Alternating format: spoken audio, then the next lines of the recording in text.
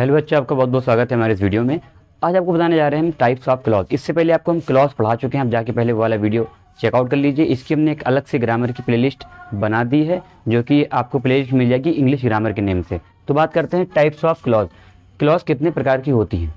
तो क्लॉज होती हैं मेनली 3 प्रकार की, यानी कि पहली होती है हमारी प्रिंसिपल क्लॉज, और इसको हम इंडिपेंडेंट क्लॉज भी बोलते हैं।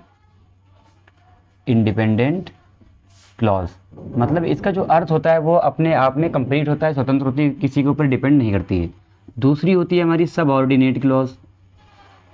सबऑर्डिनेट क्लॉज, और ये डिपेंड करती है, ये जो है इसका अर्थ अपने आप में कंप्लीट नहीं होता है, ठीक है। और तीसरी होती है हमारे पास कोऑर्डिनेट क्लॉज।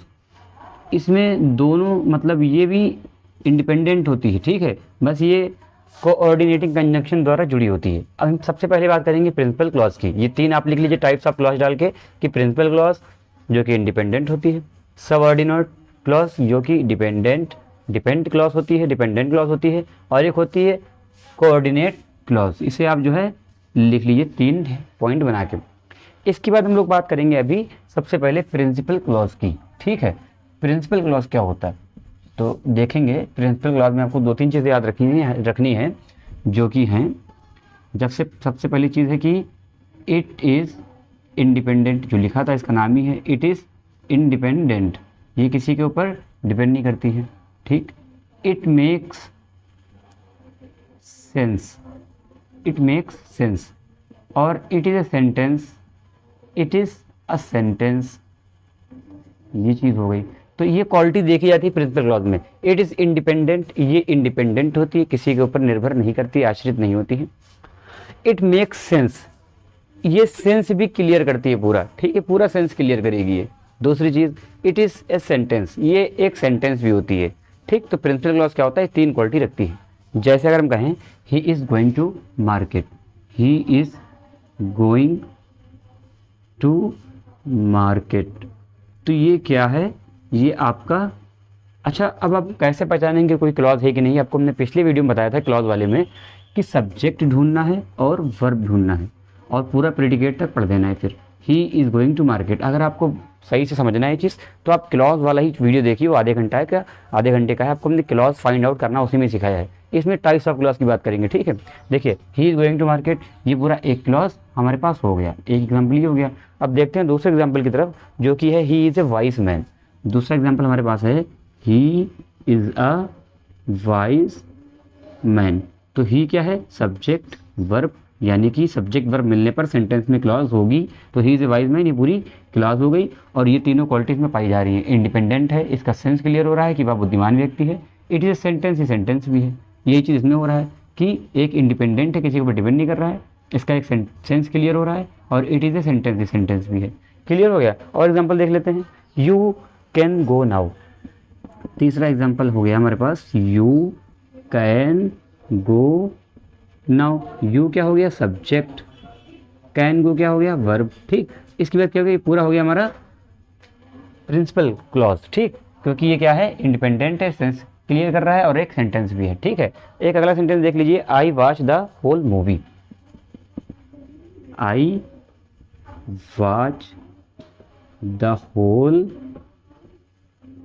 मूवी, ठीक है। I watch the whole movie, तो आई क्या है, सब्जेक्ट, वॉच क्या है, वर्ब, यानी कि अब वर्ब से लेकर प्रेडिकेट तक पूरा पढ़ लीजिए। I watch the whole movie, ये आपका हो गया एक क्लॉज, और ये डिपेंडेंट नहीं है, सेंटेंस है, और सेंस क्लियर कर रहे हैं, इसलिए प्रिंसिपल क्लॉज है।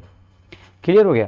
थोड़ा और बेहतर तरीके से समझने के लिए हम बढ़ेंगे आगे, फिर आप सबको मिक्सअप समझाएंगे, तब आपको ज़्यादा क्लियर हो पाएंगी चीज़ें, ठीक है।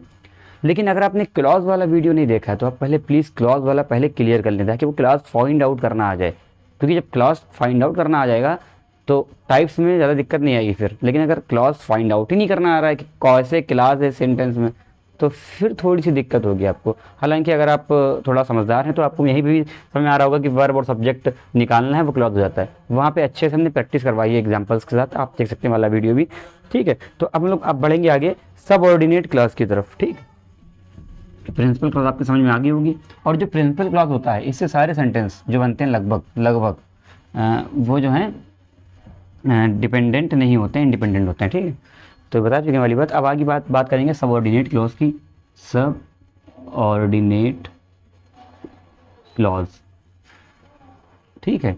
देखिए इसमें क्या होता है, it is not a sentence, ये एक सेंटेंस नहीं होता है, ठीक। इससे अर्थ तो क्लियर होता है बट कंप्लीटली नहीं होता है। दूसरी चीज़, it does not make sense, it does not make sense, यहाँ पे एक सेंस भी कंप्लीटली क्लियर नहीं होता है। इसके अलावा क्या है, it is dependent, it is dependent, ठीक है। जब इसे अपना सेंस क्लियर करना होता है कंप्लीटली तो डिपेंड करती है किसी दूसरी क्लॉज के ऊपर। क्लियर हो गया। जैसे अगर हम कहें कि पहला sentence, when I was dating Diana I had an accident, तो यहाँ पे एक सेंटेंस लिख रहे हैं when I was dating Diana, ठीक, आई हैड एन एक्सीडेंट, ठीक। कह रहे हैं कि when I was dating Diana, जब मैं डायना से डेट कर रहा था, आई हैड एन एक्सीडेंट, मेरे साथ एक दुर्घटना हुई, ठीक है। ये इसका सेंटेंस है। अब आगे क्या होगा कि यहाँ पे ये जो सेंटेंस है इसमें कितने क्लॉजेस हैं, तो देखिए सब्जेक्ट और वर्ब, यानी कि यहाँ पे एक क्लॉज मिलना चाहिए। तो when I was dating Diana, ये हमारे पास एक क्लॉज हो गया है। इसके बाद आई सब्जेक्ट है और हैड क्या है, वर्ब, यानी कि एक क्लॉज हमारा यहाँ हो जाएगा, आई हैड एन एक्सीडेंट। अब एक बात बताइए कि इसमें से कौन सा वाला कंप्लीट सेंटेंस या कंप्लीट अर्थ या कंप्लीट सेंस दे रहा है। तो हम कहेंगे I had an accident, I had an accident, ये एक सेंटेंस है, आई हैड एन एक्सीडेंट, मेरे साथ दुर्घटना हुई, तो ये किसी के ऊपर टिका हुआ तो नहीं है, किसी पे डिपेंड तो नहीं कर रहा है, इसलिए ये वाला हो जाएगा हमारा कंप्लीट क्लॉज, यानी कि कंप्लीट इंडिपेंडेंट क्लॉज, ठीक है, पहला वाला प्रिंसिपल क्लॉज। लेकिन वहीं अगर इसकी बात करें, when I was dating Diana, हम आपसे कहेंगे कि जब मैं डायना को डेट कर रहा था। अगर हम कहें जब मैं डायना को डेट कर रहा था, आप क्या कहोगे, तो या कब, या ऐसे कुछ प्रश्न उठेंगे मन में, मतलब एक सेंस क्लियर नहीं हो रहा है। यानी कि when I was dating Diana, जब मैं डायना को डेट कर रहा था, ये डिपेंड कर रही है आई हैड एन एक्सीडेंट, तब ये हुआ था। क्लियर हो गया, आई हैड एन एक्सीडेंट, तब ये हुआ था। तो ये पूरी क्लॉज डिपेंड कर रही है इसके ऊपर, प्रिंसिपल क्लॉज के ऊपर, ठीक है। इसीलिए ये वाली जो क्लॉज है इसको बोलेंगे सबऑर्डिनेट क्लॉज, ठीक है। अब ये आपको क्लियर हुआ। एक एग्जांपल और लेते हैं, he bought a car which was too expensive. दूसरा सेंटेंस देखिए, he bought a car which was too expensive. आप समझिए, सबसे पहला काम होता है क्लॉज निकालना। क्लॉज कहाँ है सेंटेंस में, ये है सब्जेक्ट, ये है वर्ब, यानी कि इससे मिलकर एक क्लॉज बनेगी। ही बॉट ए कार, एक सेंटेंस ये हो गया, ये एक क्लॉज ये हो गई। दूसरी चीज़ विच वाज, जो कि, ये एज ए सब्जेक्ट काम कर रहा है यहाँ पे इस सेंटेंस में। वाज क्या है, वर्ब, तो यहाँ पे भी एक सब्जेक्ट एक वर्ब देखने को मिल रहा है। तो विच वाज टू एक्सपेंसिव, ये भी एक हमारे पास क्लॉज हो गई। क्लियर हो गई चीज़। अब देखिए, ही बॉट ए कार, उसने एक कार खरीदी, ये सेंटेंस क्या डिपेंड कर रहा है किसी सेंटेंस के ऊपर, या इस सेंटेंस को बढ़कर कोई बात क्लियर नहीं हो पा रही है। सर हो पा रही है, जब हो पा रही है इसका मतलब ये क्या है, ये इंडिपेंडेंट क्लॉज है। विच वाज टू एक्सपेंसिव का मतलब यहाँ पे क्या हुआ, विच वाज टू एक्सपेंसिव का मतलब यहाँ पे हुआ कि जो कि बहुत कीमती थी, जो कि बहुत कीमती थी। अगर आपसे ऐसे ही कोई आके बोल दे कि जो कि बहुत कीमती थी, क्या आप ये बात समझ पाएंगे, आप क्या कीमती थी, क्या चीज़, ठीक है। जब तक ये ना बोला जाए ही बॉट ए कार, तब तक विच वाज टू एक्सपेंसिव का कोई अपना मतलब खास नहीं निकल रहा है। इसीलिए ये वाला जो क्लॉज है ये हो जाएगा सब ऑर्डिनेट क्लॉज। क्लियर हो गया बेटा। अब इसको मिटाते हैं और एक और सेंटेंस लेते हैं। एक सेंटेंस है, I know that he can not do it. I know that he can not do it. सबसे पहले क्या निकालना है, क्लॉज। क्लॉज क्या है, आई सब्जेक्ट नो वर्ब, तो आई नो एक ये हो गया क्लॉज। फिर ही क्या है, subject, can not as a verb आप मान सकते हैं क्योंकि कैन मॉडल है, मॉडल भी एज ए वर्ब प्रयोग होते हैं। तो यहाँ पे क्या हो गया, that he can not do it, ठीक। अब अगर देखा जाए कि आपके पास दो क्लॉज हो गई हैं, एक ये एक ये। अब यहाँ पे आप ये देखिए कि कौन सी डिपेंडेंट है कौन सी इंडिपेंडेंट है। जो डिपेंडेंट है वो होगी सबऑर्डिनेट क्लॉज और जो इंडिपेंडेंट है वो होगी प्रिंसिपल क्लॉज। ठीक है, तो यहाँ पे आई नो क्या है आपका, आई नो है प्रिंसिपल क्लॉज, क्योंकि ये एक सेंटेंस मैं जानता हूँ, तो ये कोई भी चीज़ पे डिपेंड नहीं कर रहा, मैं जानता हूँ। ठीक, आगे that he can not do it, अगर हम ऐसे किसी से बोल दें कि वह नहीं कर सकता, कि वह नहीं कर सकता, कि वह यह नहीं कर सकता, कि वह यह नहीं कर सकता, की से शुरू करें सेंटेंस, कि वह यह नहीं कर सकता, तो इसका मतलब ये है कि जिससे आप ये कहो कि वह यह नहीं कर सकता, तो कहेगा क्या नहीं कर सकता, कौन नहीं कर सकता, मतलब क्या कह रहे हो तुम, सेंटेंस नहीं क्लियर हो रहा है। ठीक है, तो इसलिए ये क्या हो जाएगा, सब ऑर्डिनेट क्लॉज।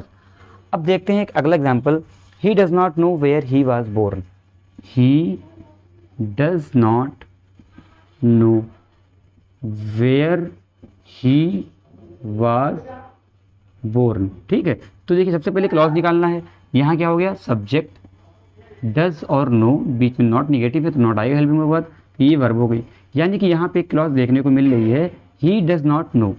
अब अगली चीज़ क्या है, इधर सब्जेक्ट इधर वर्ब, तो वेयर ही वॉज बोर्न, अगर हम सिंपली कहते हैं कि ही डज नॉट नो कि वह नहीं जानता है, तो इस चीज़ में अपने आप में कंप्लीट सेंस है, वह नहीं जानता है।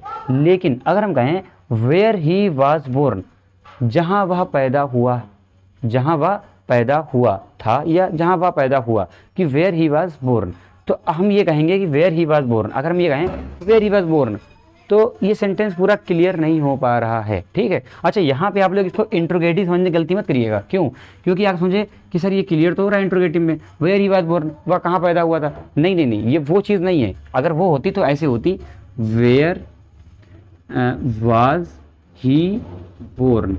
ठीक है, क्यों, क्योंकि क्वेश्चन वर्ड के बाद हेल्पिंग वर्ब आता है, क्वेश्चन वर्ड के बाद अगर सब्जेक्ट आ रहा है तो वो असर्टिव की तरह ही ट्रीट किया जाएगा। क्लियर हो गई बात, अफर्मेटिव की तरह ही, डिक्लेरेटिव की तरह ही एक सकारात्मक वाक्य बन जाता है जब क्वेश्चन वर्ड के बाद सब्जेक्ट और हेल्पिंग वर्ब आता है। याद रखिए ये बात, और अगर आपने नरेशन पढ़ रखे हैं तो आपको सारी चीज़ें क्लियर होंगी पहले से ही, हमने यहाँ पे आपको कंफ्यूजन दूर कर दिया है। तो ये आपकी हो जाएगी वेयर ही वॉज बोर्न, जो कि डिपेंड कर रही है इस क्लॉज के ऊपर, जो कि है प्रिंसिपल क्लॉज, ये वाली सबऑर्डिनेट क्लॉज। ठीक, क्लियर होगी बात। तो अब हम क्या करते हैं, आपको एग्जांपल देते हैं, आप खुद कमेंट में बताइएगा इसमें कौन सी सबऑर्डिनेट क्लॉज है और कौन सी प्रिंसिपल क्लॉज है। ठीक है, ये आपके लिए एज ए होमवर्क है, आप कमेंट में मुझे बताइएगा। ठीक, तो हम सेंटेंस लिख रहे हैं, if you don't eat I want, if you don't eat I won't go, if you don't eat I won't go. एक सेंटेंस इसमें बताना है कौन सी डिपेंडेंट है कौन सी इंडिपेंडेंट है। ठीक है, और इसके बाद दूसरा सेंटेंस है he is very talented player. एक सेंटेंस ये हो गया, दूसरा सेंटेंस होगा he is very talented player. ठीक है, दो he is out of form, दो he is out of form. ये दोनों सेंटेंसेस को आपको जो है कमेंट में बताना है कौन सी सबऑर्डिनेट क्लॉज है कौन सी प्रिंसिपल क्लॉज है। ठीक है, और देखते हैं कि आपने कितना सीखा इस वीडियो से। ठीक, तो अब हम सीधी बात करेंगे कोऑर्डिनेट क्लॉज की। ठीक है, सीधी बात होगी अब कोऑर्डिनेट क्लॉज की। आप ये सेंटेंस लिख लीजिए अपने पास ताकि आप मुझे बता सकें कि ये सेंटेंस में सबऑर्डिनेट क्लॉज और प्रिंसिपल क्लॉज कौन सी है। अब बात करते हैं आगे कोऑर्डिनेट क्लॉज की। तो कोऑर्डिनेट क्लॉज में क्या होता है, देखिए पहले ये चीज़ समझा दें आपको। कोऑर्डिनेट क्लॉज देखिए क्या होता है, जब ट्रू, साफ साफ लिखें, जब टू और मोर क्लॉजेस, ठीक, इसमें क्या होता है, जनरली इंडिपेंडेंट क्लॉजेस होती हैं, जनरली इंडिपेंडेंट क्लॉजेस होंगी। ठीक है, जनरली क्या मतलब इंडिपेंडेंट क्लॉज दोनों होती हैं जब दो या दो से अधिक clauses joined by, are joined by, are joined boy, boy नहीं बाय यार, आर जॉइंड बाय। ठीक, किससे, कोऑर्डिनेटिंग कंजक्शन से, कोऑर्डिनेटिंग कंजक्शन। ठीक है, और तो वो क्या हो जाएगा, कोऑर्डिनेट क्लॉज हो जाएगी जब दो या दो से अधिक, टू और more clauses are joined by coordinating conjunction, जैसे एंड, और, बट, एट्सेट्रा। मतलब कोऑर्डिनेटिंग कंजंक्शन क्या होते हैं, एंड, और, बट, एटसेट्रा, और भी होते हैं, ठीक है। अगर दो या दो से अधिक क्लॉजेज ज्वाइन करी जाती हैं, जोड़ी जाती हैं कोऑर्डिनेटिंग कंजंक्शन एंड, और, बट, एटसेट्रा से, तो वो होती है कोऑर्डिनेट क्लॉज। इसमें दोनों इंडिपेंडेंट क्लॉज होती हैं। इसमें कोऑर्डिनेट क्लॉज में दोनों क्लॉज इंडिपेंडेंट होती हैं और कोऑर्डिनेटिंग कंजंक्शन द्वारा जोड़ी जाती हैं। चलिए एग्जांपल देखते हैं इसका। I like taking photos and he loves posing for them. ठीक है, पहला सेंटेंस है I like taking photos and he loves posing for them. तो आई सबसे पहले क्या निकालना है, क्लॉज निकालना है। क्लॉज क्या है, मतलब सब्जेक्ट और वर्ब ढूंढो, सब्जेक्ट वर्ब। अब यानी कि यहाँ पे क्लॉज देखने को मिलेगी, आई लाइक टेकिंग फोटोज, ये क्लॉज हो गई। इसके बाद एंड क्या है, देखिए आपका कोऑर्डिनेटिंग कंजंक्शन है, और ही क्या है, सब्जेक्ट, लव्स पोजिंग, ये क्या है, वर्ब। तो यानी कि he loves posing for them, ये एक अलग क्लॉज हो गई। ठीक, अब क्या ये दोनों clause, I like taking photos, मुझे फ़ोटो खींचना पसंद है, ठीक, क्या ये डिपेंड कर रहा है किसी के ऊपर, नहीं, बात कंप्लीट है, सेंस पूरा पहुंचा रहा है, डिलीवर कर रहा है अपना sense. He loves posing for them, वह उनके लिए पोज करना पसंद करता है। तो ठीक है, इसमें दिक्कत नहीं है, ये डिपेंड नहीं कर रहा है किसी के ऊपर, और ये कोऑर्डिनेटिंग कंजंक्शन द्वारा जुड़ा हुआ है, इसलिए ये क्या है, एक कोऑर्डिनेट क्लॉजेस बना रहा है। ठीक है, इसको बोलेंगे कोऑर्डिनेट क्लॉज, इसको बोलेंगे प्रिंसिपल क्लॉज। और याद रखिएगा, जब भी कोऑर्डिनेट क्लॉज द्वारा सेंटेंसेस जोड़े जाते हैं, इस स्थिति में जब सेंटेंस जोड़ा जाता है तो उसे बोलते हैं कंपाउंड सेंटेंस। जब भी सब ऑर्डिनेट क्लॉज द्वारा सेंटेंस बनेगा उसको बोलेंगे कॉम्प्लेक्स सेंटेंस। जब भी प्रिंसिपल क्लॉज द्वारा सेंटेंस बनेगा सिंपल एक, जिस सेंटेंस में एक ही सिर्फ क्लॉज होगी उसको बोलेंगे सिंपल सेंटेंस। जिस सेंटेंस में दो या दो से अधिक क्लॉज होंगी, जिसमें से एक प्रिंसिपल क्लॉज और एक सबऑर्डिनेट क्लॉज, उसको बोलेंगे कॉम्प्लेक्स सेंटेंस। अगर एक सेंटेंस में एक प्रिंसिपल क्लॉज है और कोऑर्डिनेटिंग कंजंक्शन द्वारा जोड़ के एक कोऑर्डिनेट क्लॉज है, तो उस सेंटेंस को बोलेंगे कंपाउंड सेंटेंस। क्लियर हो गया, ये आपको सिंथेसिस में भी पढ़ाया जाएगा, ठीक है। लेकिन अभी फिलहाल यहाँ समझिए आप कि कोऑर्डिनेट क्लॉज क्या होता है। दूसरा सेंटेंस ले रहे हैं आपके लिए हम, जो कि है you prefer flying but she always wants to take a bus. You prefer flying but she always wants to take bus. देखिए सबसे पहले क्लॉज निकालना है, तो क्लॉज देखिए सब्जेक्ट और वर्ब मिल गया, प्रेफर वर्ब होता है, ठीक है। तो यहाँ पे क्लॉज देखने को मिलेगी, यू प्रेफर फ्लाइंग मिल गई एक क्लॉज। इसके बाद बट क्या है आपका, कोऑर्डिनेटिंग कंजंक्शन है, ठीक है, ये भी मिल गया। इसके बाद शी क्या है, सब्जेक्ट, और वांट्स क्या है, वर्ब। अब टू टेक को आप वर्ब मत समझिएगा, हमने आपको क्लॉज वाली वीडियो में बताया था कि अगर वर्ब की फर्स्ट फॉर्म से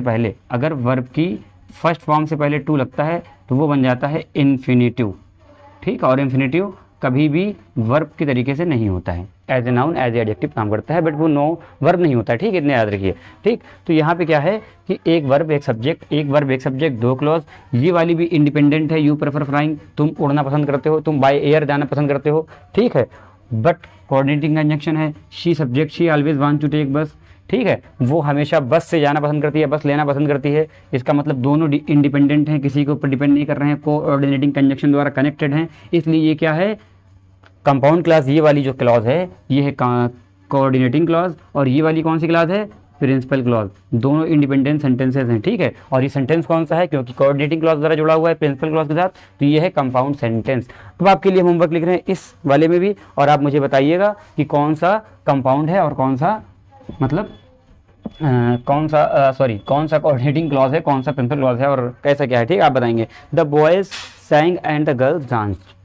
तो एक सेंटेंस है the boys सैंग and the girls danced. दूसरा सेंटेंस है I saw Ramesh yesterday. I saw Ramesh yesterday but he did not see me, but he did not see me, ठीक है। इन दोनों सेंटेंसेस को आपको एनालाइज करना है, देखना है कि इसमें क्या हुआ है, कौन सी प्रिंसिपल क्लॉज है, कौन सी कोऑर्डिनेटिंग क्लॉज है, कौन सी सबऑर्डिनेट क्लॉज है। आपको 4 सेंटेंस दिए हैं जो आप कमेंट में बताएंगे, जब हम देखेंगे कि आपने सही किए हैं गलत किए हैं। ठीक है, थैंक यू।